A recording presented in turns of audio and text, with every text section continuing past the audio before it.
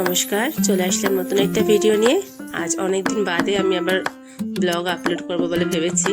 ভিডিওগুলো আগে তুলে রাখা, সময় হয়নি এডিট করে ছাড়ার, তো এখন আর কি পোস্ট করব বলে ভয়েস ওভারটা দিচ্ছি।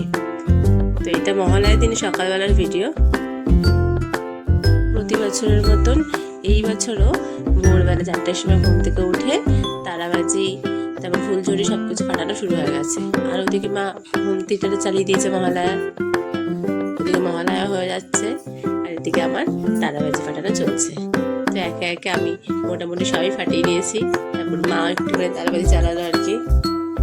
তারপরে ঘুম তো পাচ্ছিল, কিন্তু কিছু করার নেই, ঘুমটাকে সরিয়ে রেখে আমি আর মা গেলাম গঙ্গায়। মা দাদু দিদাকে তর্পণ করার জন্য বেরিয়েছিল। তো গঙ্গায় ফার্স্ট টাইম এত ভিড় দেখেছি আমি, জীবনে আমি আসিনি আজকের দিনে, তো এইবার দেখলাম। যাই হোক, ওই ভিড় ঠেলে কোনো মতে আমরা গঙ্গায় গিয়ে পৌঁছেছি। তারপর দেখলাম এখানে প্রচুর মানুষ, সবাই তাদের পূর্বপুরুষদের জল দেওয়ার উদ্দেশ্যে এখানে এসেছিল। তো মাও দিচ্ছিল, আমি দাঁড়িয়েছিলাম জাস্ট। সকালবেলা গঙ্গার এই আবহাওয়াটা দারুণ লাগে, মানে এত সুন্দর ঠান্ডা হাওয়া বইছিল, প্লাস এত সুন্দর প্রকৃতির দৃশ্য, তো দারুণ লাগছিল।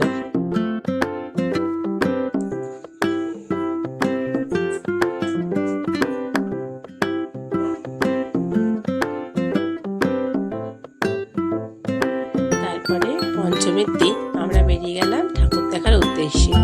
এখানে সাথী আমার একটা কলেজের বান্ধবী, যে কিনা ব্যান্ডেল থেকে এসেছিল কল্যাণী ঠাকুর দেখার জন্য। তো ও কাকু কাকিমা সবাই এসেছিল, আমিও এসেছিলাম, আমি মা, আমাদের ফ্যামিলির সবাই। তো ঠাকুর দেখতে গেছিলাম। তো চলো ঠাকুর দেখে নিয়ে যাক। ফার্স্টেই আমরা দেখেছিলাম এই যে মানে ঠাকুরটা, যেহেতু গেট পাস ছিল সেই জন্য খুব একটা সমস্যা হয়নি, তবে রাস্তায় প্রচুর ভিড় ছিল, খুব জ্যামের মধ্যে থেকে আমাদের ঠাকুর দেখে আসতে হয়েছে। আমরা আই টাইমে দেখার পর চলে গেলাম শিক্ষায়তন স্কুলের কাছে। শিক্ষায়তন স্কুলে আবার কি করেছিল না, পুরো পার্কটা জুড়ে নানা রকমের স্টল বসেছিল, সমস্ত কিছু, গয়নাগাটির দোকান, তারপর খেলনার দোকান, বাচ্চাদের খেলার জায়গা, সমস্ত। পরে সাইডে ঠাকুরটাও খুব মিষ্টি ঠাকুর করেছিল। ওর পরে আমরা চলে গেলাম A9 স্কোয়ারে। এখানেও খুব সুন্দর প্যান্ডেল করেছিল, থিমটা দারুণ হয়েছিল। বেসিক্যালি ময়ূরের থিমের ওপর প্যান্ডেলটা করা হয়েছিল। তো আমারও খুব ভালো লেগেছিলো ঠাকুরটা দেখতে, আমরা সবাই দেখেছিলাম।